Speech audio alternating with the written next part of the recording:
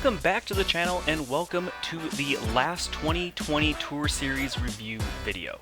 Now, in the final video, we're going to be taking a look at the Michael Johannsen Comet, the Brian Earhart Zone, and the Paul Ulibarri Raptor. Now, if you haven't seen the other videos, don't fret, I will put links at the end of this video. Also, you can find the links directly to the videos down in the description. And as always, if you haven't already, please subscribe to the channel, and also you can follow me on Instagram at @cheatingleftydg. So, as we've done before, let's take a look at the Tour Series Z and the Elite Z side by side. And again, there's really no noticeable differences when it comes to the molds themselves, with the Tour Series being a little bit of a stiffer plastic. In the case of the Comet, the Tour Series is not as domey as the regular Z, so if you're finding that the Elite Z is a little too domey for you, go ahead and check out the Tour Series. I know I've mentioned that the Tour Series is stiffer than the regular Z. Here is the proof. You can just see how much gummier, how much more flexible the Elite Z was, and how much stiffer the Tour Series plastic was. So when it comes to the Comet, does the flatter Tour Series Comet, the stiffer plastic, does that affect the flight of the Comet in any way? And I have to say, very, very slightly. I think that in the right out of the hand, the middle part of the flight, I think that they run fairly similar. I think maybe the Elite Z is just a tick, really just a tick more understable. But when it comes to the end of the flight, the final, say, 20% of the flight, that's where you notice the larger difference. And the Tour Series does have just a little bit more fade. Now, throwing them on very similar lines, the Tour Series was ending up fading out probably about anywhere between 3 to 7 feet more. So, again, in that last 20% of the flight, you are going to get a little bit more fade, but again, it doesn't lose any of that mid-flight understability, so that way you can still get it to hold turnover shots, you can still hyzer flip it, you can still get nice, easy flex shots. Everything that you love out of the Comet, you can get with this, just with a little extra fade. And I keep going back to that last 20% of the flight.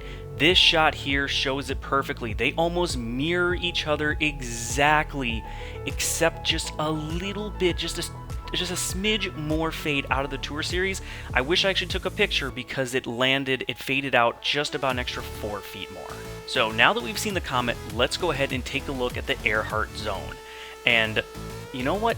This is actually a little bit different than what I was used to with the other Tour Series discs.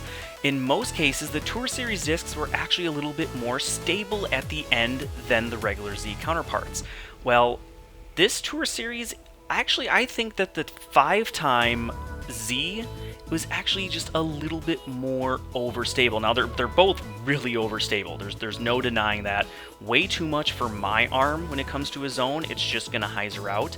But I will say that the at least the 5-time Z does have just a little bit more fade. And throwing some of the other runs of Z, I'd have to say that I still think the 4-time is maybe the most overstable, followed by the 5-time here, and then very closely behind is the Tour Series, still going to be overstable for most of us players.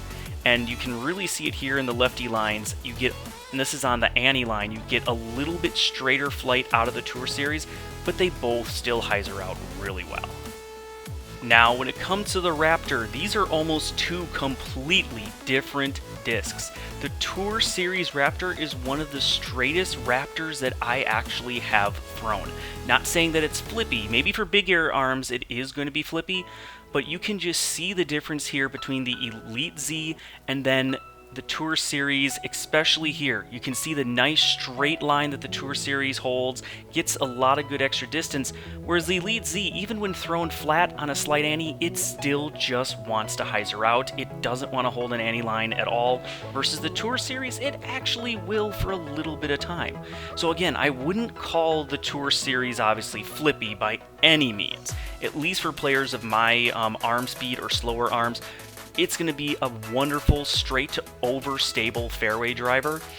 Very dependable, very predictable, but when compared to like a first run Elite Z, those things are monstrous, and I definitely would suggest the Tour Series for slower arms, and then the Elite Z for much bigger, faster arms. Again, in the lefty lines, you can see the difference as the Tour Series is straighter and gets a lot of extra distance in carry than the regular Z. Now, if you're interested in getting any of the Tour Series discs at all, please visit discraft.com to go pick up yours. They are being restocked throughout the year. I had a lot of fun throwing the Tour Series discs. They are absolutely incredible. I would strongly recommend them for any players, and I can't wait to see what 2021 holds. And if you guys like this style of video, I will continue to do these for the 2021 discs as well. As always, everyone, thank you all so much. Please like and subscribe. Until next time, everyone, keep banging them chains.